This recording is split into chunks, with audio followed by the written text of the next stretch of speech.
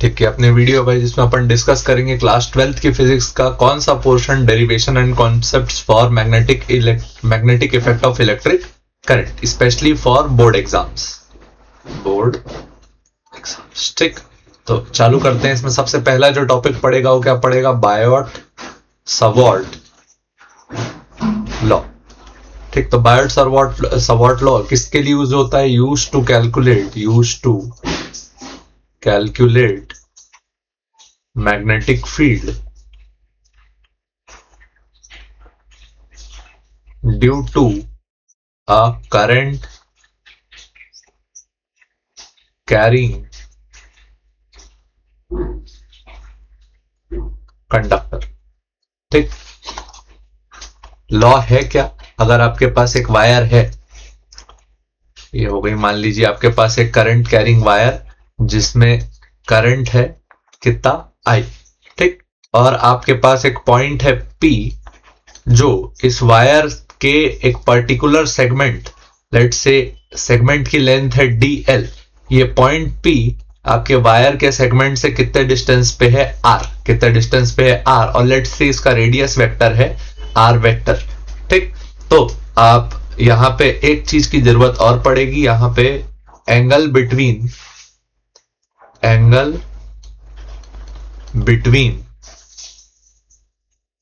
Current element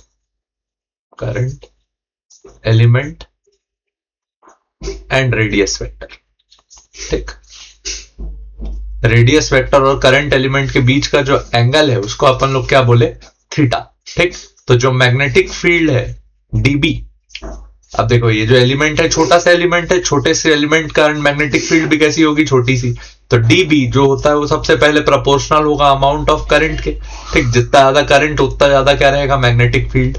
dB directly proportional to dl, मतलब जितना बड़ा करंट एलिमेंट उतना ज्यादा मैग्नेटिक फील्ड। ठीक, dB is directly proportional to sine theta, या फिर sine of angle between current element and radius vector. और चौथा लिखोगे dB is inversely proportional to R square. ठीक, तो ये चार प्रोपोर्शनैलिटीज रहेंगी जिसपे आपका मैग्नेटिक फील्ड का छोटा सा वैल्यू डिपेंड करेगा। इन सबको कंबाइन कर देते हैं। Combining dB is proportional to I dl sine theta divided by R square. ठीक, तो यहां से dB का वैल्यू यहां पे कांस्टेंट लगाएंगे तो KI dl sine theta divided by R square. ये जो K है इसको अपन लोग क्या बोलेंगे? म्यू नॉट बाय 4 पाई, जहां म्यू नॉट क्या है? म्यू नॉट है मैग्नेटिक परमिएबिलिटी। म्यू नॉट क्या है? Magnetic permeability. इसकी यूनिट होती है न्यूटन पर एम्पियर स्क्वायर। ठीक, और ये जो K है इसकी ओवरऑल जो वैल्यू रहेगी वो रहेगी 10⁻⁻⁷। इसकी भी यूनिट वही रहेगी जो किसकी रहेगी? आपके म्यू नॉट की। तो म्यू नॉट की यूनिट क्या है? न्यूटन पर एम्पियर स्क्वायर। तो K की भी यूनिट क्या है? न्यूटन पर एम्पियर स्क्वायर। ठीक, तो dB का वैल्यू क्या आया? KI dl sine theta by R square, या फिर dB equal to mu naught by 4 pi I dl sine theta divided by R square. क्या लिखे? Mu naught by 4 pi I dl sine theta divided by R square. और यही है क्या? Biot Savart law. ठीक, अब इसको चाहे तो हम लोग वेक्टर फॉर्म में भी लिख सकते हैं। वेक्टर फॉर्म में क्या लिखेंगे? ये इसका स्केलर फॉर्म है, मैग्नीट्यूड ऑफ मैग्नेटिक फील्ड।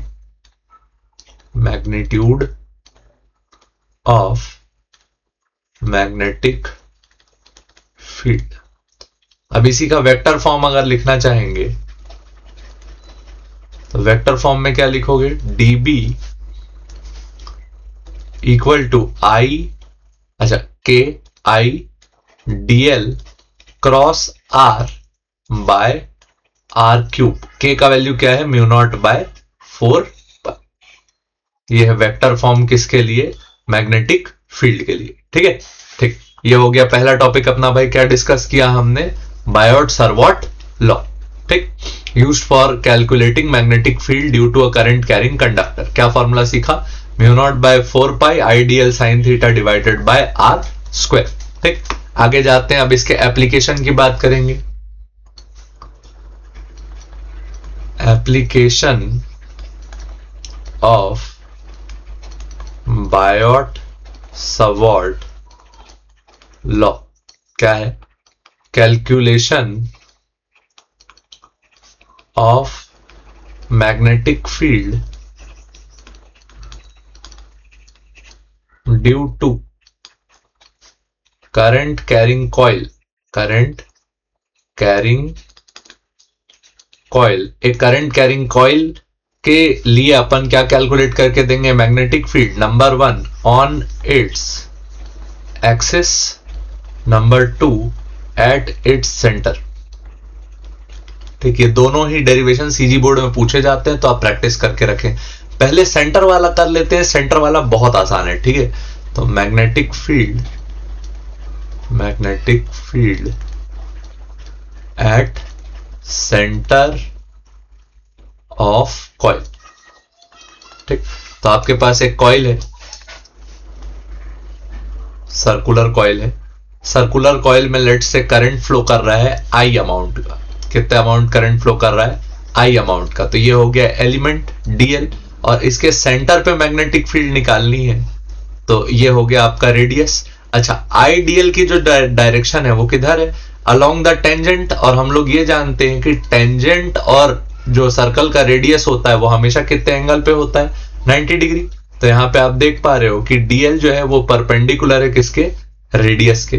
ठीक, तो अब यहां बायोट सावर्ट लॉ अप्लाई करते हैं। डीबी इक्वल टू क्या लिखोगे? के आई डीएल, दो आर और आईडीएल के बीच एंगल कितना आया? साइन 90 डिवाइडेड बाय आर का स्क्वायर। ठीक, तो डीबी का वैल्यू क्या लिखे? के आई डीएल बाय आर स्क्वायर। ठीक, दोनों साइड क्या करके देंगे? इंटीग्रेशन करके देंगे। अच्छा, के आई बाय आर स्क्वायर तो कांस्टेंट है, तो इंटीग्रेशन सिर्फ किसका होगा? यहां डीएल का। डीबी का इंटीग्रेशन हो जाएगा magnetic field at centre. Magnetic field at centre, तो इसका वैल्यू क्या आ जाएगा? K I by R square into length of the wire. अच्छा, अब लेंथ ऑफ द वायर को जैसे ही आप लिखोगे तो लेंथ ऑफ द वायर कितना हो जाएगा? Length equal to 2 pi radius. ठीक, तो K I by R square into L की जगह क्या लिख दिए? 2 पाई आर। ठीक, तो यहां मैग्नेटिक फील्ड एट सेंटर का वैल्यू आया mu naught by 4 pi R square I into 2 pi R. Pi से पाई कैंसल हो गया, 2 1 जा 2, 2 जा आर से एक आर भी क्या हो गया? कैंसल। तो मैग्नेटिक फील्ड एट सेंटर का वैल्यू क्या आया?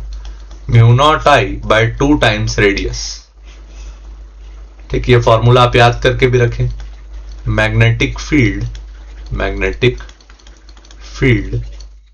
At centre of coil. ठीक, और फॉर n टर्न्स अगर आप इसको लिखना चाहेंगे, for n number of turns, तो आप यहां क्या लिखेंगे? BC equal to n into mu naught I by 2 times R. ठीक, ये हो गया मैग्नीट्यूड ऑफ मैग्नेटिक फील्ड। अच्छा, डायरेक्शन के लिए भी एक रूल होता है। Direction of magnetic field for current carrying coil. Direction of magnetic field कैसे बताते हो आप करंट कैरिंग कॉइल की? मैक्सवेल्स कॉर्क स्क्रू रूल क्या यूज करते हैं? Maxwell's cork screw rule. ठीक, चालू करते हैं भाई। Maxwell's cork screw rule. Maxwell's cork screw rule आपको क्या बोलता है? ये बोलता है कि if you curl fingers of right hand with current, direction of thumb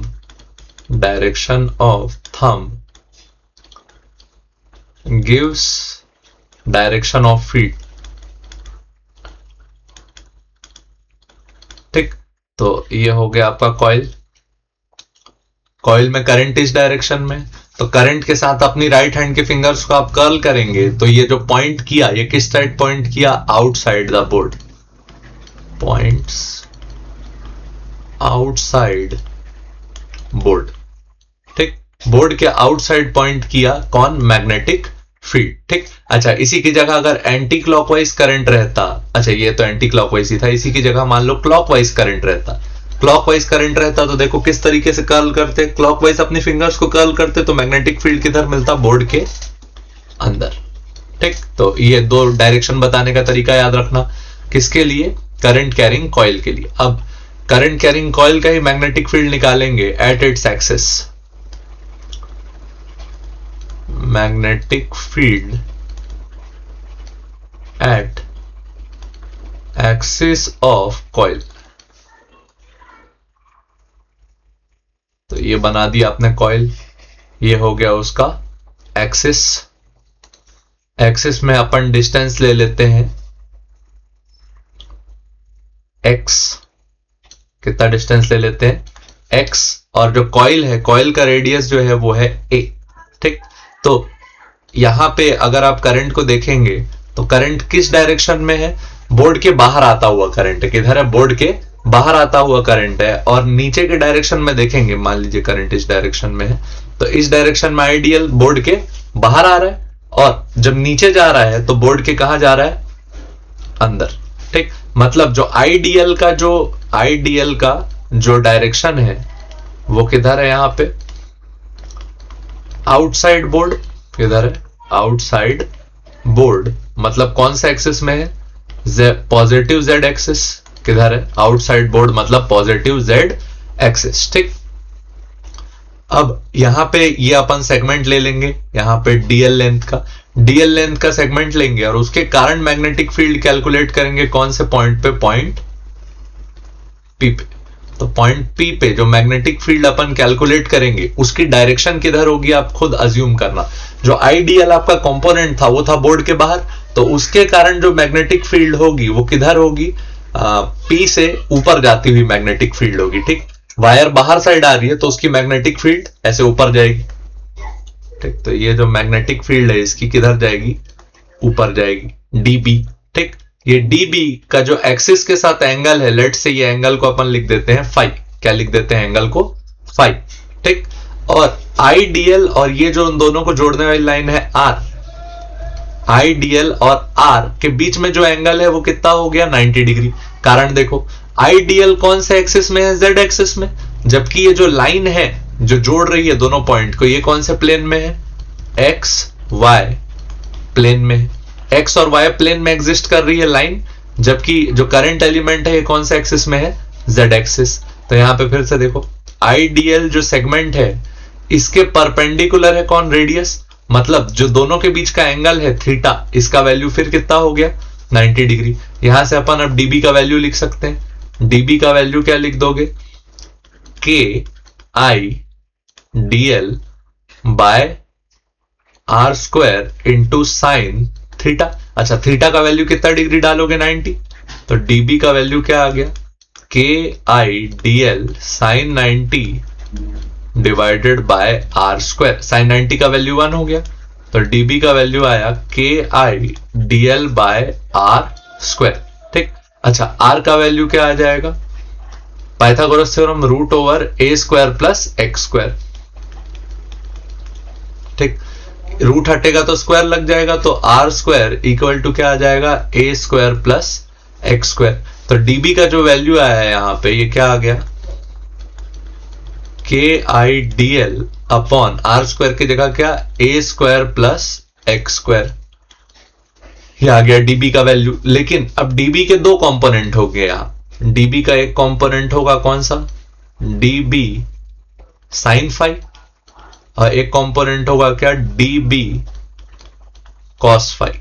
ठीक, तो दो कंपोनेंट होंगे, तो यहां पे अब लिखेंगे magnetic field along Y axis, Y axis के अलोंग मैग्नेटिक फील्ड अगर लिखोगे तो क्या लिखोगे, B Y equal to integration D B sine phi. ठीक, अब तुम ये अज्यूम करो कि अगर ऊपर वाले कंपोनेंट करंट इस डायरेक्शन में मैग्नेटिक फील्ड है तो नीचे वाले कंपोनेंट करंट जो मैग्नेटिक फील्ड होगी वो किधर होगी, कुछ इस डायरेक्शन में जाती होगी, तो इसका जो मैग्नेटिक फील्ड आएगा ये किधर आएगा, डी बी का साइन फाई नीचे वाले कंपोनेंट के लिए नीचे के डायरेक्शन में आएगा। तो जो करंट एलिमेंट्स हैं उनके जो वर्टिकली अपोजिट जो कंपोनेंट दिख रहे हैं ये इनकी वर्टिकल डायरेक्शन की मैग्नेटिक फील्ड को क्या करा देंगे, कैंसल। तो in y axis db sine phi का वैल्यू क्या हो जाएगा, zero. Integration db sine phi का वैल्यू क्या हो जाएगा, जीरो। कारण लिख देना, opposite current elements have magnetic field in opposite direction। ठीक, opposite current elements have magnetic field in opposite direction in y axis। y axis में सबकी जो मैग्नेटिक फील्ड रहेगी किस डायरेक्शन में रहेगी, अपोजिट डायरेक्शन में रहेगी। तो नेट मैग्नेटिक फील्ड जो y डायरेक्शन में रहेगी वो क्या हो जाएगी, जीरो। ठीक, अब बात करते हैं कौन से डायरेक्शन की, magnetic field magnetic field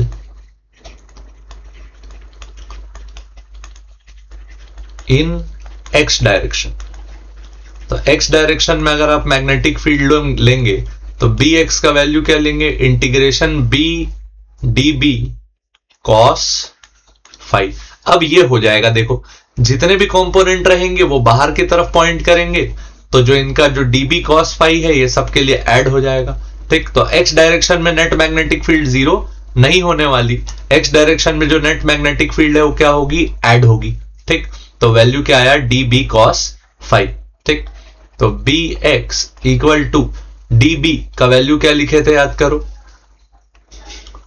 dB का वैल्यू लिखे थे k i dl upon a square plus x square, k i dl upon a square plus x square. ये वैल्यू लिखे थे किसके लिए, आप dB के लिए। इसके बाद आप cos फाई जनरेट करेंगे, तो देखो यहां पे फाई से यहां थोड़ी ज्योमेट्री करनी पड़ेगी। आप ये याद रखेंगे रेडियस वेक्टर और मैग्नेटिक फील्ड भी एक दूसरे के क्या होते हैं, परपेंडिकुलर। देखो आपने लिखा था dB equal to IDL cross R IDL cross R by R cube, ये फॉर्मूला लिखे थे। तो डीबी जो है वो परपेंडिकुलर है बोथ डीएल और आर के, dB is perpendicular to both DL and perpendicular to R. ये आप लोग हमेशा याद रखेंगे, क्यों, क्योंकि ये मैथ्स का फॉर्मूला है कि मान लो एक सी वेक्टर है जो किससे कंपोज हुआ है, ए वेक्टर क्रॉस बी वेक्टर के। तो सी वेक्टर हमेशा ए के भी परपेंडिकुलर रहेगा और बी के परपेंडिकुलर रहेगा, या फिर ये बोल सकते हैं कि vector C is mutually perpendicular to both A and B. तो यहां पे जो एंगल बना ये कितना है, 90 डिग्री। मैग्नेटिक फील्ड और रेडियस वेक्टर के बीच का एंगल कितना है, 90 डिग्री। ठीक, तो ये जो एंगल बना यहां पे कितना एंगल बनेगा, देखो ये हो गया 90, ये हो गया 5, तो ये एंगल बना टोटल। देखो ये लीनियर पेयर बन रहा था, तो यहां क्या लिख सकते थे, मान लो इसका नाम रख देते हैं एंगल x। तो angle x plus 90 degree plus 5 equal to क्या लिखते, 180 डिग्री। 90 ये साइड जाता तो x का वैल्यू क्या लिखा था, 90 माइनस 5। यहां पे जो एंगल है कितना है, 90 माइनस 5। अब यहां पे ट्राइंगल एक बार रिड्रॉ कर लेते हैं। ये हमारे यहां पे ट्राइंगल बन रहा था, यहां के एंगल को तुमने क्या नाम दिया है, x। क्या नाम दिया है, x। ये x का वैल्यू क्या है, 90 माइनस 5। तो यहां पे जो ये एंगल है x, इसका वैल्यू क्या है, 90 माइनस 5। ठीक, ये जो है ये रेडियस है, ये जो है ये रेडियस नहीं, distance between current element and point है, distance between current element and point, ये हो गया रेडियस a और ये डिस्टेंस x। ठीक, ये एंगल साफ साफ दिख रहा है कितना डिग्री है, 90 डिग्री। ये 90 है, ये 90 माइनस 5 है, तो ये एंगल कितना हो गया 5। ठीक, तो ये एंगल 5 मिल गया। अब यहां ज्योमेट्री करके अपन किसका वैल्यू निकालेंगे, cos फाई का। cos फाई का वैल्यू क्या होता है, बेस अपॉन हाइपोटेनियस। ठीक, तो बेस किस साइड को बोलते हैं, जो एंगल के साथ लगी साइड होती है उसको बोलते हैं बेस। तो ये आया a अपॉन हाइपोटेनियस क्या है अपना r। तो cos फाई का वैल्यू क्या आया, a बाय r। इसका वैल्यू पुट करा देते हैं, a बाय r। अच्छा, r का वैल्यू कितना था, r का वैल्यू था root over a square plus X square. ठीक, तो magnetic field in x direction equal to क्या आया, integration K I into A by A square plus X square into A square plus X square power क्या 1/2 into dl। तो देखो ये के I A और A square plus X square power 1/2 ये सब क्या है, कांस्टेंट है, तो ये इंटीग्रेशन के क्या हो जाएंगे बाहर।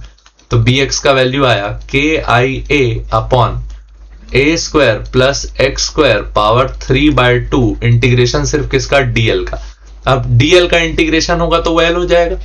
तो bx इक्वल टू क्या आया, K I A upon A square plus X square power 3/2 into length. और ये लेंथ का वैल्यू कितना था, पूरे सर्कल के लिए, पूरे रिंग के लिए लोगे तो इसको क्या लिखोगे, 2 पाई r। ठीक, इसका वैल्यू पुट कराओगे तो इसका वैल्यू पुट करा देते हैं। Magnetic field in x direction का वैल्यू क्या लिखोगे, K I A upon A square plus X square power 3/2 into 2 pi, अच्छा एक मिनट, 2 पाई ए, सर्कल का रेडियस जो था वो क्या था, a था, तो 2 पाई ए। ठीक, a से a मल्टीप्लाई हो गया, तो magnetic field in x direction का वैल्यू पुट कराने के लिए k का वैल्यू पुट करा देते हैं, mu naught by 4 pi into I into A का A square into 2 pi divided by A square plus X square power क्या आया 3/2। 2 पाई 1 जा, 2 पाई 2 जा। तो magnetic field in x direction, magnetic field in x direction का वैल्यू यहां से क्या आया, mu naught I A square upon 2 A square plus X square power 3/2। ये आया magnetic field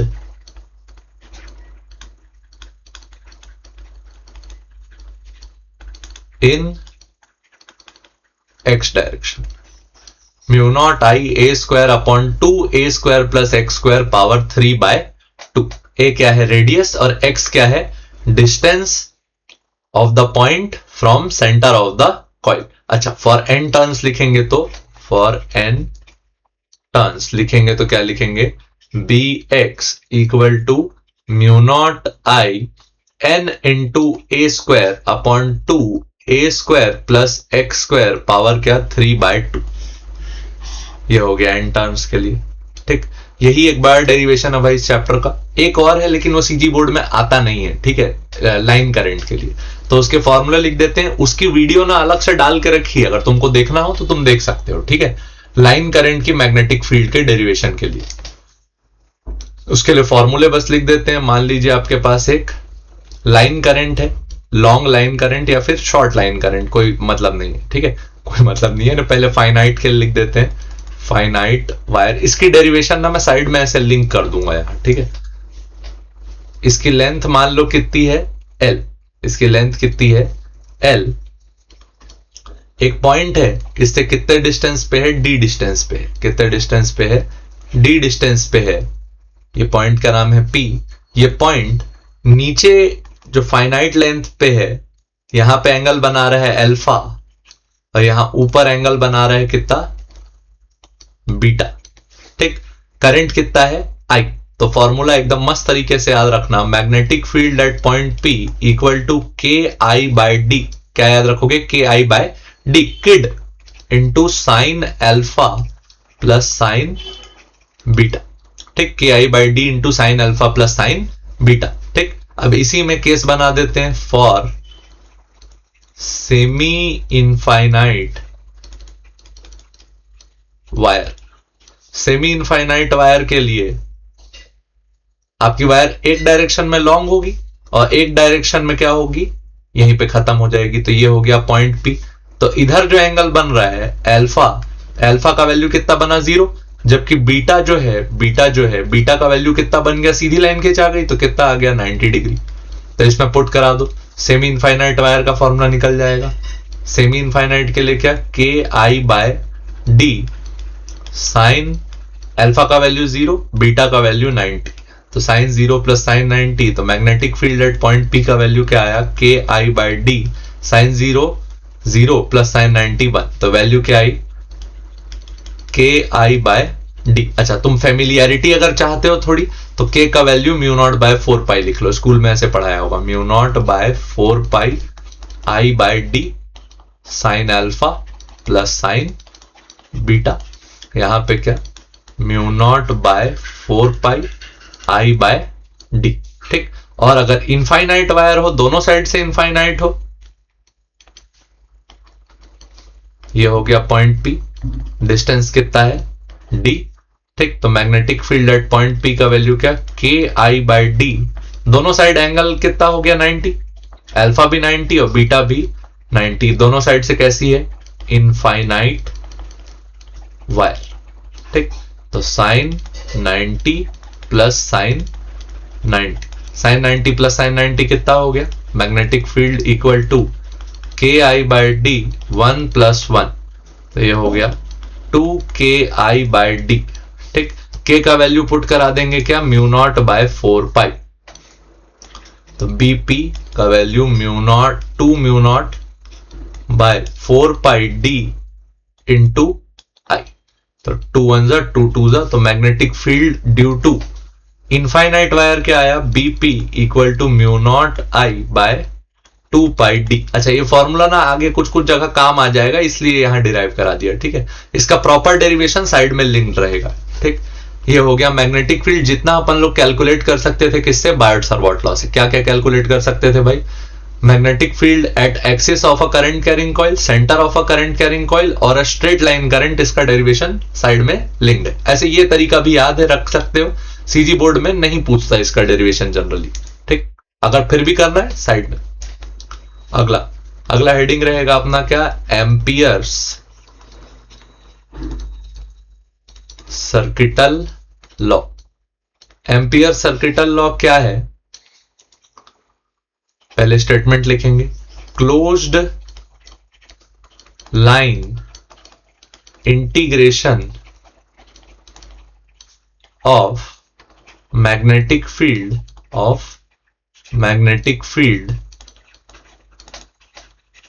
over a closed loop is equal to permeability times total current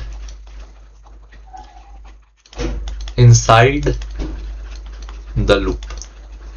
ठीक, आपके पास मान लीजिए एक नॉन स्टैंडर्ड कोई भी शेप का लूप है।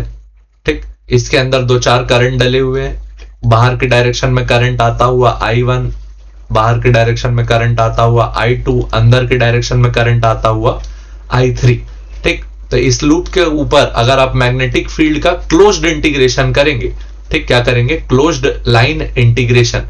क्लोज्ड लाइन इंटीग्रेशन को आप कैसे रिप्रेजेंट करते हैं, सबसे पहले इंटीग्रेशन के ऊपर क्लोज साइन लगाएंगे। मैग्नेटिक फील्ड का इंटीग्रेशन हो रहा है किसके ऊपर, लेंथ के ऊपर। ठीक, लेंथ के ऊपर हो रहा है तो बी डॉट डीएल पूरे लूप के ऊपर, इसका वैल्यू क्या होगा, mu naught into net current inside the loop. अच्छा, नेट करंट का वैल्यू क्या हो जाएगा, close line integration B dot DL equal to mu naught, बाहर आते करंट को पॉजिटिव ले लो तो I1 प्लस I2 माइनस क्या I3, ये आ गया net current inside the loop. तो ये लिखने का तरीका रहेगा क्या, एम्पियर सर्किटल लॉ को। ठीक, अब एम्पियर सर्किटल लॉ के एप्लीकेशन की बात करेंगे तो इससे हम लोग डिराइव कर पाएंगे magnetic field magnetic field inside a solenoid. ठीक, तो सोलेनॉइड एक बहुत सिंपल सा स्ट्रक्चर रहता है जिसको आप सब बनाना जानते हो। एक सिलेंड्रिकल ट्यूब है, ठीक, एक सिलेंड्रिकल ट्यूब है, उसके ऊपर आपने क्या रैप कर रखा होता है, वायर रैप करके रखी होती है, वायर रैप करके रखी होती है।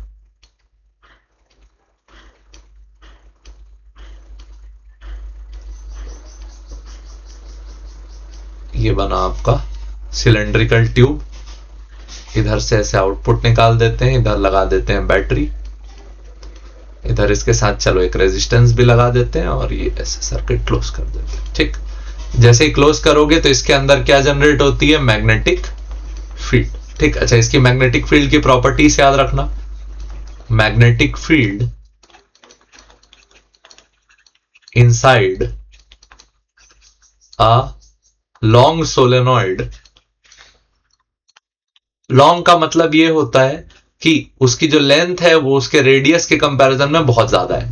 ठीक, ये लॉन्ग सोलेनॉइड का मतलब ये होता है। ठीक है, long solenoid is uniform and along the axis of solenoid।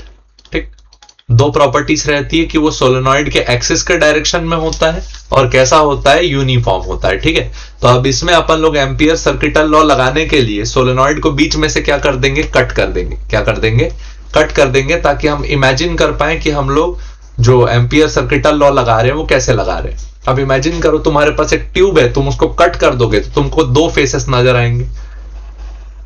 एक फेस नजर आएगा ऊपर वाला, ऊपर वाली पट्टी, और एक फेस नजर आएगा नीचे वाली पट्टी।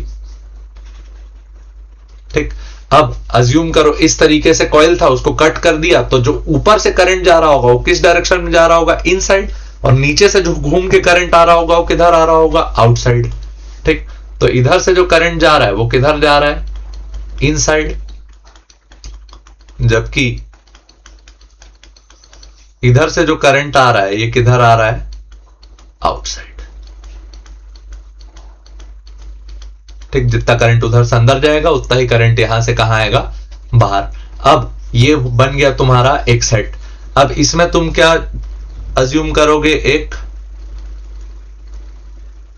एम्पीरियन लूप, कैसे शेप का, रेक्टेंगुलर शेप का। ठीक, इसकी नेमिंग कर देना ए बी सी और डी। ए बी सी डी तुम्हारे पास, ये तुम्हारा क्या है, let A B C D be a empyrean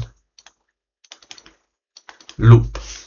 empyrean loop assume कर लिया तुमने, एक एम्पीरियन लूप अज्यूम कर दिया, और जो मैग्नेटिक फील्ड है वो तुम जानते हो कि किस डायरेक्शन में होगी, इस डायरेक्शन में होगी। ठीक, और कैसी होगी, यूनिफॉर्म मैग्नेटिक फील्ड होगी। और आउटसाइड जो फील्ड रहती है वो कैसी रहती है, जीरो रहती है। एक और प्रॉपर्टी याद रखना, magnetic field outside solenoid is always zero. ठीक, अब इसमें एम्पियर सर्किटल लॉ लगाएंगे तो क्या लिखेंगे, closed integration B dot D L equal to mu naught into net current inside. ठीक, अब नेट करंट लिखना है यहां पे, एक हम लोग के लिए चैलेंजिंग काम रहेगा। नेट करंट लिखेंगे तो यहां पे डिफाइन करेंगे, स्मॉल एन क्या होता है, number of turns per unit length on a solenoid. ठीक, number of turns per unit length on a solenoid, तो एन का वैल्यू क्या होता है, एन अपॉन एल। ठीक, तो कैपिटल एन का वैल्यू क्या हो जाता है, small N into N L. ठीक, ये हो गया नंबर ऑफ टर्न्स, और ये एल क्या हो गया, लेंथ टेकन, लेंथ टेक। तो लेट से हमने जो एम्पीरियन लूप लिया है उसका जो ये हॉरिजॉन्टल लेंथ है ये कितना है, एल। कितना है, एल। तो इसके अंदर जो नंबर ऑफ टर्न्स पड़े एन, इसका वैल्यू क्या पड़ा, एन इंटू एल, ये हो गया नंबर ऑफ टर्न्स। ठीक, और हर टर्न में कितना करंट है, आई। हर टर्न में कितना करंट है, I. In every turn current I is flowing, current I is flowing तो नेट करंट का वैल्यू क्या आएगा, N इंटू आई। N का वैल्यू क्या, N into L into I. Closed integration B dot D L equal to लिखे mu naught I net का value क्या, N into L into I. ठीक, इधर का राइट साइड वाला पोर्शन हमारा सॉल्व हो गया। अब लेफ्ट साइड वाले पोर्शन की बात करेंगे तो क्लोज्ड इंटीग्रेशन है, तो इस इंटीग्रेशन को अपन 4 पार्ट में ब्रेक कर देते हैं। पहला integration B dot D L, कहां से कहां, इस डायरेक्शन में ले रहा हूं क्योंकि मैग्नेटिक फील्ड भी इसी डायरेक्शन में, ठीक है, ऐसे फ्लो करवाएंगे। B डॉट डी एल को क्या लिखेंगे, B डॉट डी एल पहले इंटीग्रेशन लिखे कहां, B से A, plus integration B dot D L कहां से कहां, A से D, plus integration B dot D L कहां से कहां, D to C, plus integration B dot D L कहां से कहां, C टू D। इसका वैल्यू क्या है, mu naught N L I। ठीक, अब B dot D L A dot B dot D L B to A का value क्या हो जाएगा, इंटीग्रेशन B बाहर आ जाएगा क्योंकि मैग्नेटिक फील्ड यूनिफॉर्म है। किसका इंटीग्रेशन होगा, DL, और दोनों के बीच एंगल कितना था, देखो जिस डायरेक्शन में मैग्नेटिक फील्ड है उसी डायरेक्शन में हम मूव किए थे, तो एंगल कितना हो गया, cos 0। कहां से कहां, B टू A, प्लस यहां पे B बाहर आ गया, इंटीग्रेशन DL, इस बार दोनों के बीच एंगल कितना था, 90। देखो मैग्नेटिक फील्ड लेफ्ट डायरेक्शन में है, जो लेंथ वेक्टर है वो ऊपर है। ठीक, थर्ड केस में मैग्नेटिक फील्ड हो गया 0 क्योंकि मैग्नेटिक फील्ड आउटसाइड है, तो 0 into DL angle cos 180 degree, ये भी काम नहीं किया। लास्ट बचा इंटीग्रेशन B बाहर आ गया, DL फिर से कितना एंगल हो गया, देखो D टू C में, D टू C, उसके बाद C टू B, यार sorry, C to B, C to B में फिर एंगल कितना हो गया, 90 degree. BDL cos 90 equal to क्या आया, mu naught N L I। तो ये 0 हो गया, ये भी 0 हो गया, ये भी 0 हो गया, तो यहां बचा क्या, B integration DL B to A equal to mu naught N L I। ठीक, DL का इंटीग्रेशन क्या हो जाएगा, L, B से A वही लेंथ है जो हमको कैरी करनी थी, तो B से A मतलब ये L ही हो गया, equal to mu naught N L I। L से L क्या हो जाएगा, कैंसल आउट हो जाएगा, तो मैग्नेटिक फील्ड इनसाइड सोलेनॉइड का वैल्यू मिला, magnetic field inside solenoid equal to mu naught N I। Magnetic field inside solenoid. ठीक, ये कैसी है, यूनिफॉर्म। अच्छा, आउटसाइड अगर लिखते B आउट तो वैल्यू कितनी हो जाती, 0। मैग्नेटिक फील्ड आउटसाइड सोलेनॉइड कितनी है, 0। ठीक, ये ध्यान रखना। अच्छा, इसके और भी कुछ एप्लीकेशन होते हैं, जैसे कि एक current carrying cylinder, solid current carrying cylinder में करंट के कारण अंदर मैग्नेटिक फील्ड निकालने जैसे काम इसका यूज करके होते हैं। वो कॉम्पिटिटिव एग्जाम्स के लिए होता है, तो उसको आइट साइड कहीं लिंक किया रहेगा, ठीक है, तो वो भी वीडियो डली हुई है क्योंकि। ठीक, ये हो गया अपना ये वाला सेक्शन, एम्पियर सर्किटल लॉ का एप्लीकेशन। अगला हेडिंग अपना रहेगा क्या, motion of charges in magnetic field. क्या रहेगा, motion of charges in magnetic field. तो motion of charges in magnetic field की जब आप बात करते हैं तो आप क्या लिखते हैं, whenever a charge is under motion in a magnetic field, it experiences magnetic force। ठीक, जब भी कोई चार्ज मैग्नेटिक फील्ड में मोशन में कंडीशन में रहता है तो वो क्या एक्सपीरियंस करता है, मैग्नेटिक फोर्स। और इस मैग्नेटिक फोर्स की वैल्यू होती है Q into V vector cross B vector. ठीक, v क्रॉस b। तो इसको अगर आप ओपन कर देंगे तो ये वैल्यू हो जाती है QVB इंटू साइन थीटा। और ये प्रॉपर्टी आप याद रखेंगे कि magnetic force is always perpendicular to both velocity vector and magnetic field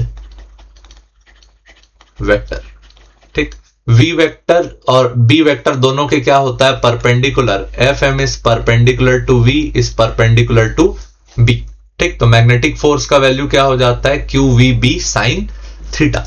ठीक, अब इसका एक स्पेशल केस बस पढ़ेंगे अपन लोग, कौन सा, when velocity is perpendicular to magnetic field. मान लो तुम्हारे पास एक मैग्नेटिक फील्ड है जो किस डायरेक्शन में है, बोर्ड के इनसाइड है। ठीक, कहां है, बोर्ड के inside. Magnetic field inside board. Magnetic field अगर इनसाइड बोर्ड है और जो वेलोसिटी वेक्टर है वो इस साइड है। ठीक, तो इस पे जो मैग्नेटिक फोर्स लगेगा Fm, उसका वैल्यू क्या आएगा, Q into V cross B. तो v क्रॉस b जो आएगा वो किस डायरेक्शन में आएगा, मैग्नेटिक फोर्स अपवर्ड डायरेक्शन में। ठीक, तो इस पर्टिकुलर पॉइंट पे जो मैग्नेटिक फोर्स है ये अपवर्ड डायरेक्शन में, जिसके कारण ये वेलोसिटी क्या होगी, टर्न होनी शुरू होगी। और हम लोग एक प्रॉपर्टी जानते हैं कि force is always perpendicular to velocity vector. ठीक, since force is perpendicular to velocity vector, motion is circular. कैसा मोशन होगा, सर्कुलर। तो अगर सर्कुलर मोशन होगा तो चालू कर देते हैं सर्कुलर मोशन, ये बना अपना सर्कल। ठीक, अगर सर्कुलर मोशन होगा तो सर्कल का एक सेंटर होगा, और एक सेंटर होगा तो सर्कल का एक रेडियस भी होगा। ठीक, ये याद रखेंगे कि magnetic force is only responsible for change in direction.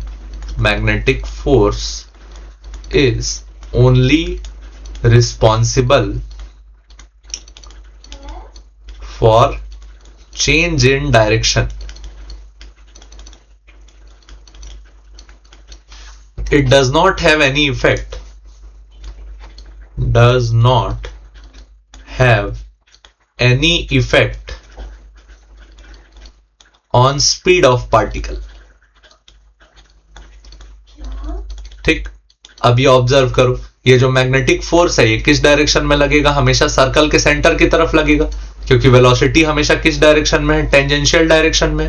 थोड़ा सर्कल अच्छा बना लेते हैं, ये हो गया सर्कल, ये हो गई वेलोसिटी, और ये हो गया फोर्स।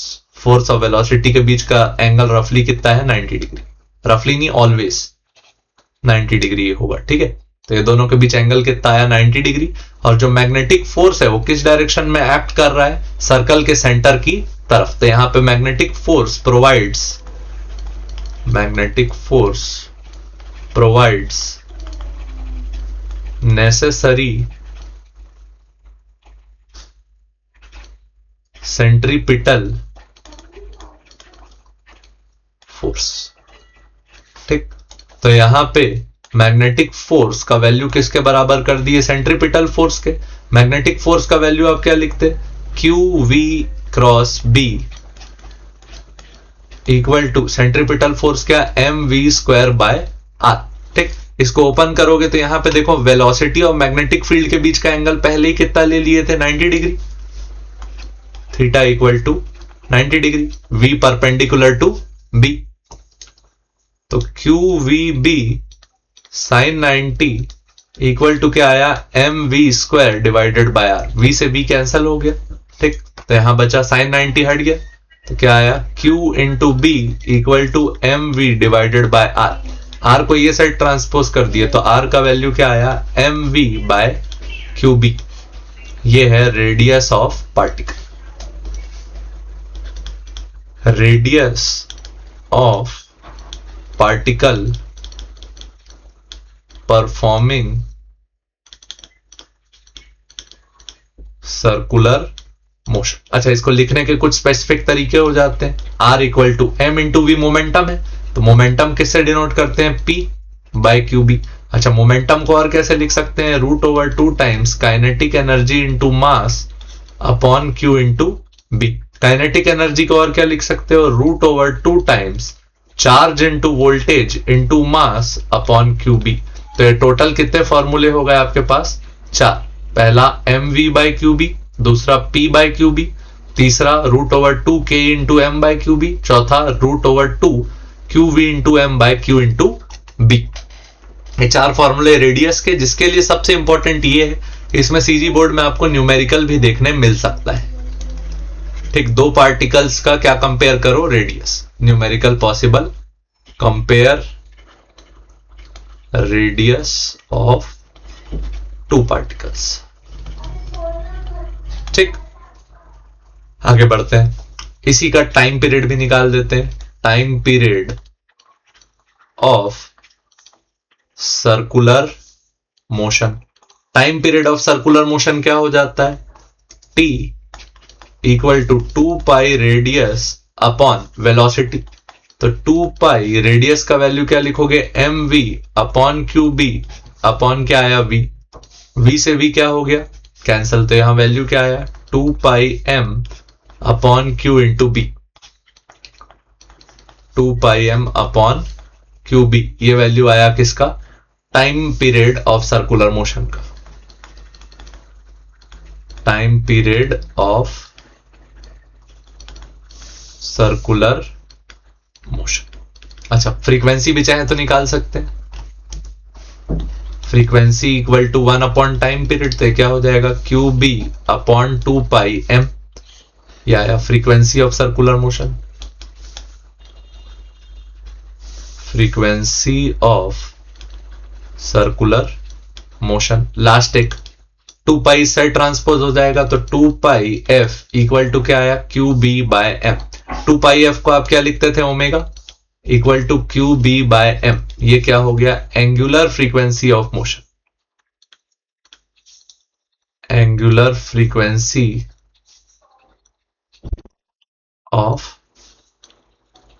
Circular motion. ठीक, angular frequency of circular motion क्या आया, क्यू बी बाय एम।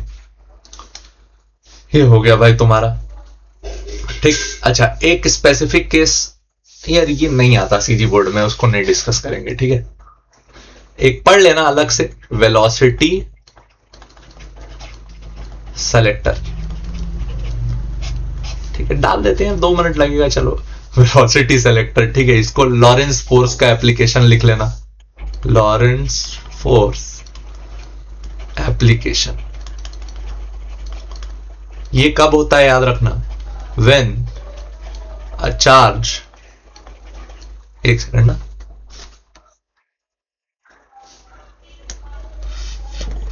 हो जाएगा। When a charge is moving in a magnetic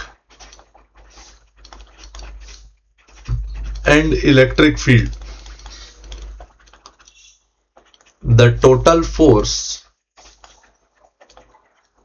on it is Lorentz force। ठीक, तो F का वैल्यू क्या लिखोगे, F electric plus F magnetic. अच्छा, इलेक्ट्रिक फोर्स का वैल्यू तुम क्या लिखते थे, Q into E plus magnetic force का वैल्यू क्या सीखे, Q into V cross B. ठीक, तो ये जो है इसी को क्या बोलते हैं, लॉरेंस फोर्स। ठीक, Q E plus Q V cross B. ठीक, अब इसमें ना एक स्पेसिफिक केस होता है जिसको वेलोसिटी सेलेक्टर केस बोलते हैं, उसको मैं तुमको बता देता हूं जल्दी से। If electric field velocity is perpendicular to electric field and electric field is perpendicular to magnetic field, then there is a possibility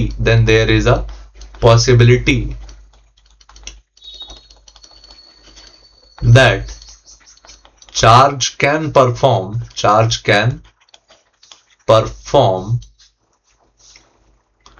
uniform motion. Uniform motion मतलब क्या, नेट एक्सेलरेशन क्या हो जाए 0, नेट फोर्स क्या हो जाए 0। ठीक, ये तभी पॉसिबिलिटी होती है जब ये तीनों एक दूसरे के परपेंडिकुलर हो। देखो जैसे कि मान लो वेलोसिटी इस डायरेक्शन में, ठीक, मैग्नेटिक जो फील्ड है, मैग्नेटिक फील्ड लेट से किस डायरेक्शन में, इनसाइड द बोर्ड, तो वेलोसिटी कौन सी डायरेक्शन में हो गई x। मैग्नेटिक फील्ड कौन से एक्सिस में हो गया z, और z में भी कौन सा -z, और इलेक्ट्रिक फील्ड कौन से डायरेक्शन में हो जाए नीचे, यानी कि y। तो देखो वेलोसिटी x में है, इलेक्ट्रिक फील्ड y में है, और मैग्नेटिक फील्ड z में है। अब मैग्नेटिक फोर्स का फॉर्मूला देखोगे तो क्या है, क्यू वी क्रॉस बी। तो क्यू इंटू वी किस डायरेक्शन में गया, इधर, मैग्नेटिक फील्ड अंदर, तो जो फोर्स लगा मैग्नेटिक फोर्स वो किस डायरेक्शन में लगा, अपवर्ड लगा।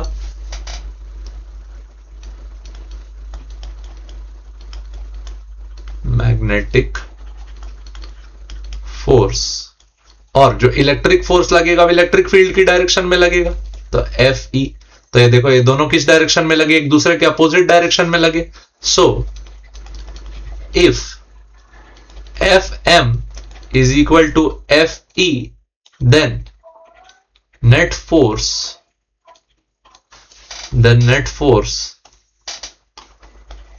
on the charge is 0। ठीक, अब मैग्नेटिक फोर्स का फॉर्मूला तुमने अभी लिखा क्या, क्यू वी क्रॉस बी। अभी दोनों ऐड ही हो रहे हैं लेकिन अपोजिट डायरेक्शन में सब्सट्रैक्ट हो गए। ठीक, तो Q V cross B equal to, आपने क्या लिखा, एफ ई। इलेक्ट्रिक फोर्स का वैल्यू क्या लिखते हो, क्यू इंटू ई। क्यू से क्यू क्या हो गया, कैंसल। ठीक, और वी बी क्या थे, एक दूसरे के परपेंडिकुलर, तो ये ओपन हो गया, क्या हो गया, V B sine 90 equal to क्या, ई। ठीक, तो ये सॉल्व हो क्या आएगा, v into B equal to E. ठीक, तो यहां v का वैल्यू क्या आया, e बाय बी। मतलब if speed of particle is equal to, if speed of particle is equal to ratio of electric field and magnetic field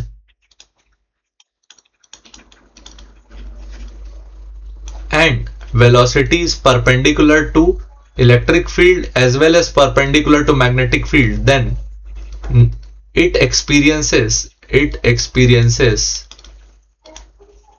zero net force। अगर net force 0 तो acceleration 0, तो ये क्या हो गया, यूनिफॉर्म स्पीड। ठीक, does not change. ठीक, uniform speed है और ये चेंज नहीं होती, इसलिए इसका वैल्यू क्या लिखे, v equal to E by B. और इसी को हम लोग क्या बोलते हैं, वेलोसिटी सेलेक्टर फॉर्मूला। ये हो गया अपना क्या, वेलोसिटी सेलेक्टर फॉर्मूला। ठीक, v equal to E by B. यहां आपने लॉरेंस फोर्स लिखना सीखा और सीखा कि कब पार्टिकल क्या परफॉर्म कर सकता है, यूनिफॉर्म मोशन कब, जब v इक्वल टू क्या हो जाए, ई बाय बी। ठीक, आगे बढ़ते हैं भाई। ये फॉर्मूला याद रखना, इसको अब लिखना चाहो पॉज करके तो आराम से लिख लो। ठीक, अगला बात करते हैं, force on a current carrying conductor. ठीक, आपके पास लेट से एक कंडक्टर है जिसमें कितना करंट कैरिंग है, I। ठीक, और इसको एक मैग्नेटिक फील्ड में रखा गया है जिसका मैग्नीट्यूड क्या है, B। ठीक, तो इसके एक छोटे से सेगमेंट dl पे जो मैग्नेटिक फोर्स लगेगा, force acting on a small segment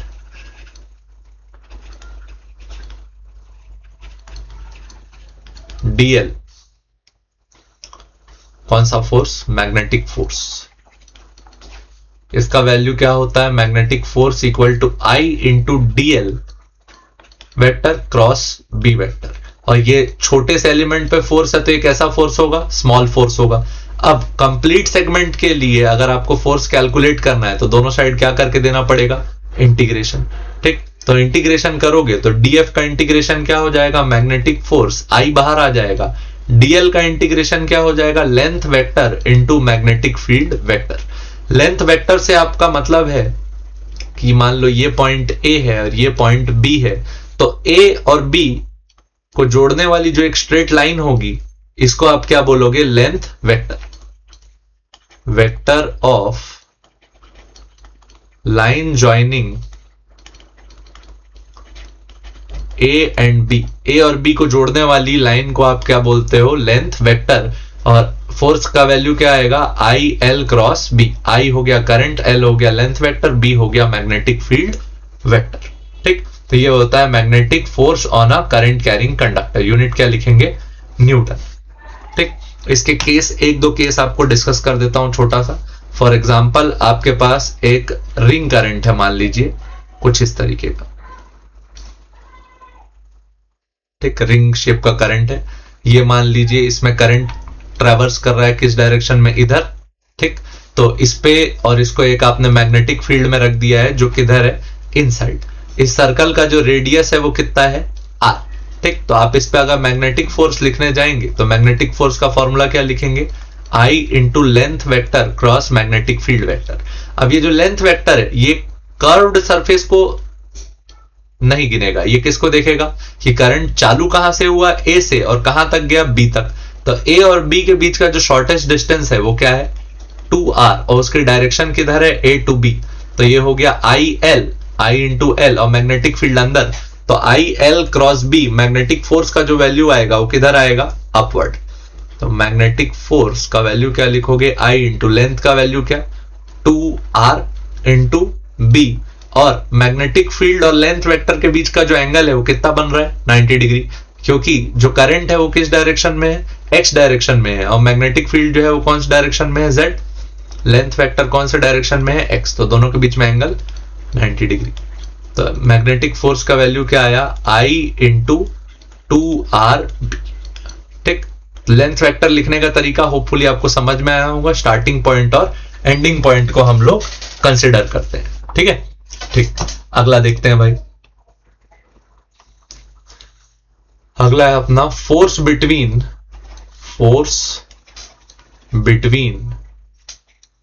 to current carrying wires. Magnetic force between two current carrying wires की अगर आप बात करेंगे, आपके पास मान लीजिए दो वायर्स हैं जो बहुत लंबी है, यानी कि इनफाइनाइट लेंथ की है, एक दूसरे के पैरेलल रखी हुई है। तो इन दोनों के बीच जो फोर्स होगा उसका वैल्यू आप कैसे कैलकुलेट करेंगे। लेट्स से ये दोनों में सेम डायरेक्शन में करंट है, ये हो गया I1 और I2। ठीक, तो यहां पे फोर्स निकालने के लिए आप क्या करेंगे, स्टेप 1, इन दोनों के बीच का डिस्टेंस क्या है, D। Right magnetic field due to wire 1 at position of wire 2। ठीक, वायर 1 के कारण मैग्नेटिक फील्ड लिखे वायर 2 के पोजीशन में, तो क्या लिखेंगे, magnetic field equal to 2k I1 divided by D। Infinite wire क्या फॉर्मूला सीखा था, 2 किड, तो ये आ गया मैग्नेटिक फील्ड। अब सेकंड स्टेप, एक छोटा एलिमेंट अज्यूम करेंगे कौन से वायर में, वायर 2 में। Step 2, assume a small element on wire 2 and write magnetic force। ठीक, तो DF का वैल्यू क्या लिखोगे, कौन से वायर पे करंट निकाल रहे हो, I2, तो करंट किसका लोगे, I2। ठीक, करंट एलिमेंट भी किसका लोगे, DL, किसके लिए, I2 के लिए, लेकिन जो मैग्नेटिक फील्ड होगा वो किसके कारण होगा, magnetic field due to wire 1। ठीक, तो इसका वैल्यू क्या आ जाएगा, DF इक्वल to I2 into DL into B का वैल्यू क्या लिखोगे 2KI1 बाय डी। ठीक, DL को इधर ट्रांसपोज कर लेते हैं तो यहां एक टर्म बनेगा DF by DL equal to 2KI1 into I2 divided by D। ये जो टर्म बना ये क्या है, magnetic force per unit length, magnetic force per unit length on wire 2 due to wire 1। Wire 2 पे वायर 1 के कारण magnetic force per unit length क्या वैल्यू आएगा 2KI1 I2 बाय D, जहां K का जो वैल्यू है वो क्या है म्यू नॉट बाय 4 पाई। ठीक, K का वैल्यू क्या है म्यू नॉट बाय 4 पाई। इसी फिनोमेना का यूज करके आप कैलकुलेट करते हैं डिफाइन 1 एम्पियर करंट। तो ये आप लोग अच्छे से प्रैक्टिस कर लीजिएगा कि 1 एम्पियर करंट को आप कैसे डिफाइन करते हैं। ठीक है, कैसे करेंगे, I1 और I2 का वैल्यू क्या डाल देना 1 एम्पियर और 1 एम्पियर। ठीक, तो और लेंथ का वैल्यू डाल देना कितना 1 मीटर। I1 I2 का वैल्यू 1 और 1, तो force between the wires, if कैसे लिख सकते हो, if force per unit length on wire 2 DF by DL is equal to कितना एम्पियर करंट डाल दिए 1 एम्पियर, तो 2K का वैल्यू क्या होता है 10 पावर -7, करंट का value 1 ampere into 1 ampere divided by distance भी क्या डाल दो 1 मीटर। ठीक, यहां पे क्या अजम्पशन लिए I1 equal to I2 equal to 1 ampere और डिस्टेंस का वैल्यू 1 मीटर, तो ये सब 1 1 1 1 हो गया। तो यहां DF बाय DL का जो वैल्यू आया वो क्या आया 2 इंटू 10 पावर -7। अच्छा, यूनिट भी डाल देते हैं, यूनिट अपन लोग पढ़े थे के की Newton divided by ampere square, यहां मीटर बच गया into ampere square, ampere square से एम्पियर स्क्वायर कैंसिल हो गया। तो यहां DF बाय DL का जो वैल्यू आया वो क्या आया 2 इंटू 10 पावर -7 न्यूटन पर मीटर। तो क्या लिख सकते हैं, if force per unit length on wire is 2 into 10 power -7 Newton पर metre, wire is 2 into 10 power -7 Newton per meter, then current in both wires is 1 ampere, given that distance between the wires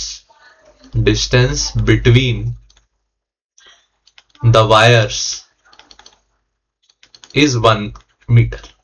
ठीक, अगर force per unit length का value कितना है 2 into 10 power -7, तो हम ये बोल सकते हैं कि दोनों तारों में करंट कितना होगा 1 एम्पियर, यदि उन दोनों के बीच डिस्टेंस कितना है 1 मीटर। ठीक, ये हो गया भाई। ठीक, आगे बढ़ते हैं। अगला हेडिंग अपना क्या रहेगा, मैग्नेटिक मूवमेंट। क्या हेडिंग रहेगा अपना, magnetic movement of a current carrying loop। ठीक, तो एक करंट कैरिंग लूप का जो लेट से इसमें नंबर ऑफ टर्न्स कितने हैं n, नंबर ऑफ टर्न्स, इसमें करंट कितना फ्लोइंग है I, इसका रेडियस मान लेते हैं कितना है a, r रेडियस है, तो इसका एरिया कितना हो गया, इसका एरिया हो गया पाई r स्क्वायर। ठीक, तो जो करंट है, करंट के कारण जो मैग्नेटिक फील्ड बनेगा वो किस डायरेक्शन में बनेगा, बाहर की तरफ बनेगा। तो ये याद रखेंगे, जिस डायरेक्शन में मैग्नेटिक फील्ड बनता है उसी डायरेक्शन में क्या होता है मैग्नेटिक मूवमेंट, या फिर बोल सकते हैं कि जिस डायरेक्शन में एरिया वेक्टर है, देखो इसका एरिया वेक्टर भी किधर बनेगा, अपवर्ड ही बनेगा। तो जिधर एरिया वेक्टर बनेगा उधर ही क्या होगा मैग्नेटिक मूवमेंट। वैसे ये प्रॉपर्टी ज्यादा अच्छी है कि जिस डायरेक्शन में मैग्नेटिक फील्ड होगा उस डायरेक्शन में क्या बनेगा मैग्नेटिक मूवमेंट, क्योंकि जिस फेस से फील्ड निकल रही है बी बाहर निकल रहा है, तो ये फेस हो गया नॉर्थ और ये फेस हो गया साउथ। और हम लोग ये जानते हैं मैग्नेटिक मोमेंट की डायरेक्शन किधर होती है, south to north. Magnetic moment is directed from south towards north. ठीक, magnetic moment is directed from south towards north. South से नॉर्थ की तरफ डायरेक्टेड होता है कौन, मैग्नेटिक मोमेंट। ठीक, ये हो गया। और जिस डायरेक्शन में नॉर्थ है उसी डायरेक्शन में मैग्नेटिक फील्ड है, तो उसी डायरेक्शन में क्या रहेगा, मैग्नेटिक मोमेंट। तो यहां से जिस डायरेक्शन में फील्ड उसी डायरेक्शन में मैग्नेटिक मोमेंट, ये ज्यादा इजी है। ठीक, direction of magnetic moment is same as direction for magnetic field। Direction of magnetic moment is same as direction of magnetic field. और जो मैग्नेटिक मोमेंट का वैल्यू होगा वो क्या होगा, एन आई ए। क्या होगा, निया। N number of turns, I current, A area. Number of turns, I क्या है, करंट, ए क्या है, एरिया। अच्छा, यूनिट क्या होती है, एम्पियर इंटू मीटर का स्क्वायर। देखो नंबर ऑफ टर्न्स की तो कोई यूनिट नहीं है, करंट की यूनिट एम्पियर, एरिया का यूनिट मीटर स्क्वायर। तो ये हो गया magnetic moment of a current carrying loop. ठीक, अब इसका बिहेवियर देख लेते हैं। Behaviour of a magnetic moment या फिर current carrying loop, current carrying loop in a uniform magnetic field. ठीक, तो ये बिल्कुल सेम रहेगा किसके जैसा, इलेक्ट्रिक डायपोल के जैसा। तो हमारे पास ये हो गया, मान लो एक लूप रखा है। ठीक, ऐसे लूप थोड़ा सा टेढ़ा करके रख देते हैं और एक यूनिफॉर्म मैग्नेटिक फील्ड बना देते हैं। किधर, यूनिफॉर्म मैग्नेटिक फील्ड बना देते हैं किधर, इस डायरेक्शन में।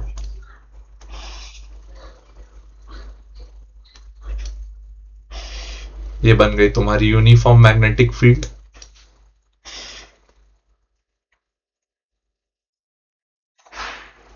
हो जाओ ऊपर, खिंचा गए। ठीक, ये हो गई uniform magnetic field. Uniform magnetic field का नाम बी। अभी तुमने पढ़ा कि जो मैग्नेटिक मोमेंट रहेगा वो किसके परपेंडिकुलर रहेगा, एरिया वेक्टर के क्या रहेगा, परपेंडिकुलर रहेगा। एरिया वेक्टर के डायरेक्शन में रहेगा। तो लेट्स से ये डायरेक्शन है किसकी, मैग्नेटिक मोमेंट की। ठीक, डायरेक्शन ऑफ मैग्नेटिक मोमेंट। इधर करंट है, एंटी क्लॉकवाइज करंट है, जिसके कारण सरफेस के परपेंडिकुलर एक मैग्नेटिक मोमेंट है कितना, एम, और मैग्नेटिक फील्ड है कितना, बी। दोनों के बीच में जो एंगल है वो क्या है, थीटा। ये क्या है, एंगल बिटवीन मैग्नेटिक मोमेंट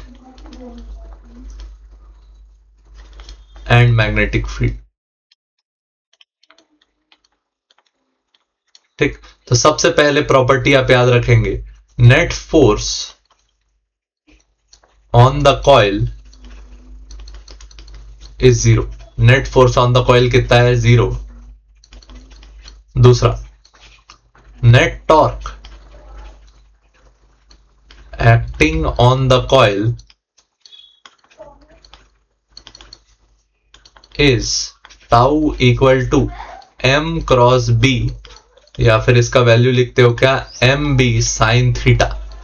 ठीक, तीसरा, work done to rotate the coil from angle θ1 to θ2 is work equal to mb cos θ1 minus cos θ2। ठीक, एक ये प्रॉपर्टी। अच्छा, इक्विलिब्रियम कंडीशंस की बात कर लेते हैं। दो इक्विलिब्रियम कंडीशंस। इक्विलिब्रियम कंडीशंस क्या होती है कि नेट फोर्स भी जीरो हो, नेट टॉर्क भी जीरो हो। तो ये दोनों कंडीशन कब फुलफिल होती है याद रखना, जब थीटा इक्वल टू या तो 0 डिग्री हो या तो थीटा इक्वल टू कितना हो 180 डिग्री। अच्छा 0 डिग्री की प्रॉपर्टी याद रखना, यहां पे कैसा इक्विलिब्रियम रहता है, स्टेबल इक्विलिब्रियम, और थीटा इक्वल टू 180 डिग्री पे कैसा इक्विलिब्रियम रहता है, अनस्टेबल इक्विलिब्रियम। ठीक, थीटा इक्वल टू 0 पे स्टेबल और थीटा इक्वल टू 180 पे अनस्टेबल। मतलब यहां पे पार्टिकल क्या करेगा, पार्टिकल नहीं, loop will perform SHM, loop performs SHM, और यहां पे लूप रोटेट्स। ठीक, अब ये SHM कर रहा है तो ये SHM का टाइम पीरियड भी देख लेते हैं। Time period of SHM, tau का वैल्यू क्या लिखोगे, MB साइन थीटा। ये क्या हो गया, स्मॉल रिस्टोरिंग टॉर्क। अच्छा स्मॉल क्यों बोल रहे हैं, क्योंकि जो एंगल रहेगा, angle of oscillation is small, angle of oscillation is small. तो थीटा टेंड्स टू 0, तो साइन थीटा का वैल्यू किसके बराबर लिख दोगे, थीटा के, टाउ इक्वल टू लिख दोगे MB इंटू थीटा। ठीक, ये इक्वेशन 1। टॉर्क का दूसरा फॉर्मूला क्या लिखोगे, I इंटू एल्फा। ठीक, I हो गया moment of inertia, moment of inertia, और एल्फा हो गया एंगुलर एक्सीलरेशन। ये इक्वेशन 2। इक्वेशन 1 को इक्वेशन 2 के बराबर कर दो तो क्या आया, MB theta equal to I into alpha. ठीक, तो यहां से थीटा बाय एल्फा का वैल्यू क्या आ गया, I divided by M into B.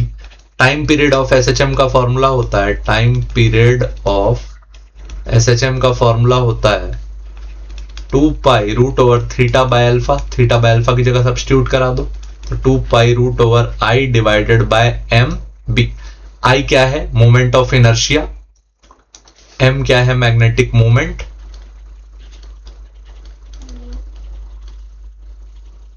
और B क्या है, magnetic field strength, magnetic field strength. I क्या है, मोमेंट ऑफ इनर्शिया। ठीक ठीक, ये हो गया भाई अपना डाइपोल। डाइपोल का प्रॉपर्टी क्या क्या देखे कि इसका डाइपोल मोमेंट होता है NIA, net force uniform field में रखने पे आता है 0, नेट टॉर्क आता है MB sine theta, net work done आता है MB cos theta 1 minus cos theta 2। अगर 0 डिग्री पे हो तो स्टेबल इक्विलिब्रियम SHM करेगा, 180 डिग्री पे हो तो अनस्टेबल इक्विलिब्रियम रोटेट कर जाएगा। जो SHM है उसका टाइम पीरियड निकालना सीखा, टाइम पीरियड का वैल्यू आया 2 pi root over I by MB। ठीक, इस चैप्टर का लास्ट टॉपिक डिस्कस करेंगे, मूविंग कॉइल गैल्वेनोमीटर। ठीक, तो एक सिंपल मूविंग कॉइल गैल्वेनोमीटर अपन ऐसे कंस्ट्रक्ट करेंगे, ये हो गया आपका नॉर्थ, ये हो गया आपका साउथ। ठीक, बीच में आपने क्या लगा दिया, एक कॉइल, क्या लगा दिया, कॉइल। कॉइल के नीचे एक सस्पेंशन स्प्रिंग जुड़ी हुई है जो इसको रोटेट करने से क्या करेगी, रोकेगी। ठीक, इसको क्या बोलते हैं, टॉर्शनल स्प्रिंग। ये जो कॉइल है, coil has n turns, coil of area A। ठीक, और इसमें जो करंट पास होगा वो कुछ इस डायरेक्शन में होगा I। ठीक, तो इसका जो मैग्नेटिक मूवमेंट बनेगा मैग्नेटिक फील्ड के डायरेक्शन में होगा, तो मैग्नेटिक फील्ड भी किधर है, बोर्ड के बाहर, और मैग्नेटिक मूवमेंट भी किधर है, बोर्ड के बाहर। मैग्नेटिक मूवमेंट आउटसाइड बोर्ड, और जो मैग्नेटिक फील्ड है वो किस डायरेक्शन में है, north to south. Magnetic field, magnetic permanent magnetic field, permanent magnetic field किस डायरेक्शन में है, एक्स एक्सिस। ठीक, तो नेट फोर्स कॉइल पे कितना रहेगा, अभी बोले 0। नेट टॉर्क का फॉर्मूला क्या सीखा, M क्रॉस B। तो इसका वैल्यू क्या आ जाएगा, M B sine theta. M का वैल्यू क्या, N I A into B, दोनों के बीच एंगल कितना, साइन 90। ये आ गया टॉर्क नेट का value, N I A into B, ये आ गया net torque. Net torque that is trying to turn the coil, coil को टर्न करने की कोशिश कर रहा है, कौन सा torque, N I A into B. जबकि इसको रोकेगा कौन, इसको रोकेगा कौन, ये नीचे जो स्प्रिंग है। अगर नहीं रोका गया तो ये कॉइल पूरी पूरी रोटेट कर जाएगी। हम नहीं चाहते कॉइल पूरी रोटेट करे, हम चाहते हैं कि अकॉर्डिंग टू करंट टॉर्क लगे, ताकि हम लोग रीडिंग डिटरमाइन कर पाए। ठीक, देख ज्यादा करंट मतलब ज्यादा टॉर्क, ये दिख रहा है, ज्यादा करंट मतलब ज्यादा टॉर्क, और जितना ज्यादा टॉर्क है उसको रोकने के लिए स्प्रिंग उतनी मेहनत करेगी। ठीक, तो टॉर्शनल स्प्रिंग क्या लगाएगी, torque in opposite direction to magnetic torque.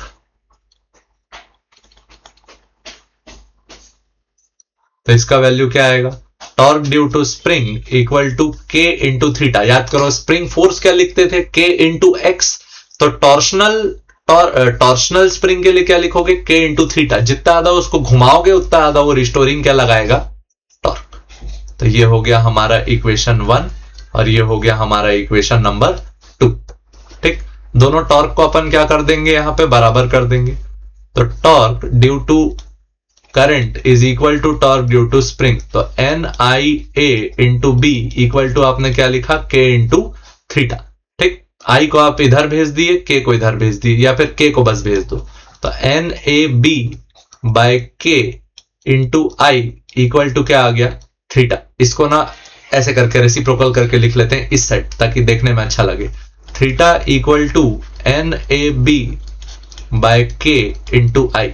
अब ये देखो, ये एन ए बी बाय के, ये जो पूरी प्रॉपर्टी है ये किसकी प्रॉपर्टी है, कंस्ट्रक्शन की property of construction of galvanometer. क्यों, एन जो है वो क्या है, नंबर ऑफ टर्न्स,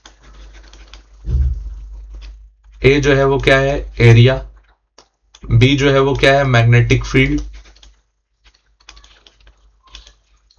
और के जो है वो क्या है, torsional constant, torsion constant of spring. तो ये पूरे को अपन लिख देते हैं जी, क्या लिख देते हैं, जी। तो थीटा का वैल्यू आ जाएगा जी इंटू आई, जहां जी का वैल्यू क्या है, एन ए बी बाय के। तो यहां से आप ऑब्जर्व कर पा रहे हैं कि जो एंगल रोटेटेड बाय गैल्वेनोमीटर रहेगा थीटा, वो किसके प्रोपोर्शनल आ रहा है, करंट के। मतलब कि जितना ज्यादा करंट रहेगा उतना ज्यादा आपको क्या मिलेगा, deflection. Deflection depends on amount of current flowing in the circuit. ठीक, अगर आपको मूविंग कॉइल गैल्वेनोमीटर और डिटेल में पढ़ना है और इस पे रिलेटेड क्वेश्चंस करने हैं, ठीक, तो आप अलग से एक वीडियो बना रखिए, उसमें मूविंग कॉइल गैल्वेनोमीटर है, अमीटर है और वोल्ट मीटर है, उस पर ढेर से भर के क्वेश्चन भी प्रैक्टिस कराए। ठीक है, तो वो भी आप देख सकते हैं। ठीक है, अच्छा, इसमें ना दो छोटी छोटी हेडिंग और है, उसको और कर लेते हैं। Conversion of galvanometer into a meter and voltmeter। ठीक, एक गैल्वेनोमीटर को एक आमीटर और वोल्ट मीटर में कैसे बदला जा सकता है, ये लास्ट रहेगा अपना थ्योरी, उसके बाद क्लोज हो जाएगा ये वीडियो। ठीक है, उसके बाद अगले वीडियो में रहेगा मैग्नेटिज्म, ईएमआई, एसी। ठीक, तो अगर गैल्वेनोमीटर के साथ आपने एक लो रेजिस्टेंस को लगा दिया, जिसका नाम क्या रख देते हैं, एस, इसका रेजिस्टेंस क्या है, आर एस। एस को क्या पढ़ते हो आप, शंट रेजिस्टेंस। ठीक, तो ये किस में बदल जाएगा, आममीटर में। किस में बदल जाएगा, आममीटर में। इसका रेजिस्टेंस कैसा रहेगा, लो रेजिस्टेंस। ठीक, अभी काम कैसे करेगा देखना। मान लो ये हो गया तुम्हारा गैल्वेनोमीटर, इसके पैरेलल में तुमने लगाया शंट रेजिस्टेंस। क्या लगाया, शंट रेजिस्टेंस या फिर low resistance, S, shunt resistance या फिर लो रेजिस्टेंस।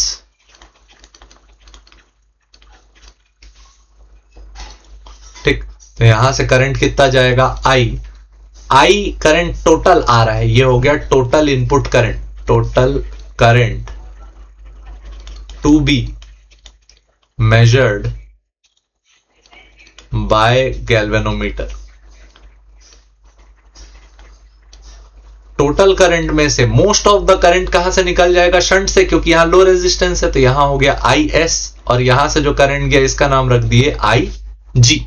ठीक, लेकिन ये दोनों शंट और गैल्वेनोमीटर पैरेलल कॉम्बिनेशन में, we can see that shunt and galvanometer are in parallel combination. तो यहां से आप क्या लिख सकते हैं, voltage of shunt equal to voltage of galvanometer. ठीक, शंट का वोल्टेज क्या लिखोगे, current through shunt into resistance of shunt is equal to galvanometer का करंट, गैल्वेनोमीटर का वोल्टेज ड्रॉप क्या लिखोगे, current through galvanometer into resistance of galvanometer. ठीक, तो यहां हमको जो पूछा जाता है क्वेश्चंस में, वो पूछा जाता है resistance of shunt.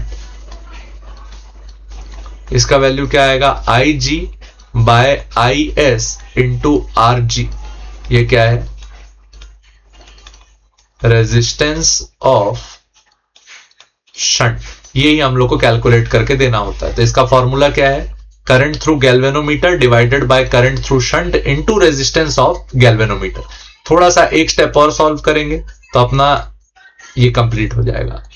I equal to आप क्या लिखेंगे, I इक्वल टू आप लिखेंगे टोटल करंट। टोटल करंट किससे किससे पास हो रहा है, गैल्वेनोमीटर से प्लस शंट से। तो यहां शंट करंट का वैल्यू आप क्या लिख सकते हैं, I माइनस आई जी। तो जो बुक में फॉर्मूला मिलेगा आपको ये मिलेगा, resistance of shunt equal to I G upon I minus I G into R G. ठीक, आई माइनस आई जी क्या है, एक्चुअली में current through shunt, current through shunt. ठीक, अब क्वेश्चन में आपको गैल्वेनोमीटर करंट बताता है और टोटल करंट बताता है। इन questions galvanometer current and total current are mentioned. ठीक, लास्ट हेडिंग बच गया अपना conversion of galvanometer into voltmeter. Conversion of galvanometer into voltmeter. Galvanometer को वोल्टमीटर में कैसे बदलते हो, by adding a high resistance in series with it. Converted by adding a high resistance in series with galvanometer। Galvanometer के साथ एक high resistance किस में लगा देते हैं, सीरीज में। ठीक, ये हो गया load resistance.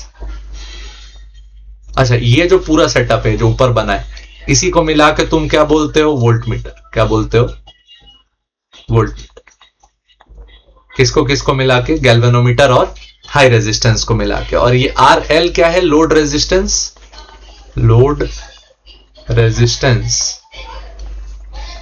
Whose potential difference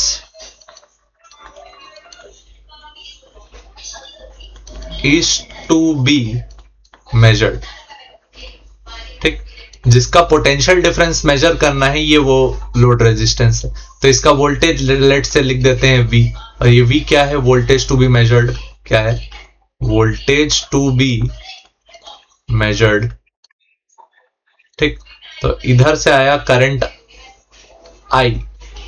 ठीक, अब I करंट आया तो इधर बहुत हाई रेजिस्टेंस है। याद रखना वोल्ट मीटर का रेजिस्टेंस क्या होता है, हाई रेजिस्टेंस। हाई रेजिस्टेंस रखने का फायदा ये है कि मिनिमम अमाउंट या फिर zero amount of current pass किससे होता है, वोल्ट मीटर से। आइडियल वोल्ट मीटर से, आइडियल वोल्ट मीटर से जो करंट जाता है वो क्या होता है, जीरो। लेकिन जो हमारा जो वोल्ट मीटर है ये आइडियल नहीं है, इसलिए इससे थोड़ा सा करंट जाएगा जिसका वैल्यू क्या लिखेंगे, IG। तो ये हो गया करंट थ्रू गैल्वेनोमीटर। ठीक, करंट थ्रू गैल्वेनोमीटर का वैल्यू क्या आ गया, IG। अब इसको कहां से कहां तक लेके जाएंगे, A से लेके B तक। तो यहां VA से चालू करेंगे, VA से क्रॉस करता हुआ करंट कौन है, IG इंटू किसको पार किए, गैल्वेनोमीटर के, तो रेजिस्टेंस ऑफ गैल्वेनोमीटर, माइनस यही करंट पार किया IG किसको, हाई रेजिस्टेंस को, तो IG into RH equal to अपन कहां पहुंच गए, VB। तो ये पॉइंट हमारा A था क्योंकि दोनों के बीच में कोई वायर नहीं है, और ये पॉइंट हमारा B था। ठीक, तो VA और VB को एक साइड ले आते हैं, तो VA माइनस VB और बाकी उसको इधर ले जाते हैं, IG RG plus IG RH। VA minus VB को आप क्या लिख सकते हैं, VA माइनस VB को आप क्या लिख सकते हैं, V equal to IG RG plus IG into RH। ठीक, अब इसमें अपना टारगेट क्या है, अच्छा ये V क्या हो गया, voltage to be measured, voltage to be measured. IG RG इधर गया तो V minus IG RG equal to क्या आया, IG इंटू RH। IG को इस साइड नीचे ट्रांसपोज कर देते हैं डिवीजन में, तो V upon IG minus IG RG upon IG से IG कैंसल हो गया, तो RH का वैल्यू यहां से क्या आया, RH का वैल्यू आया V upon IG minus RG।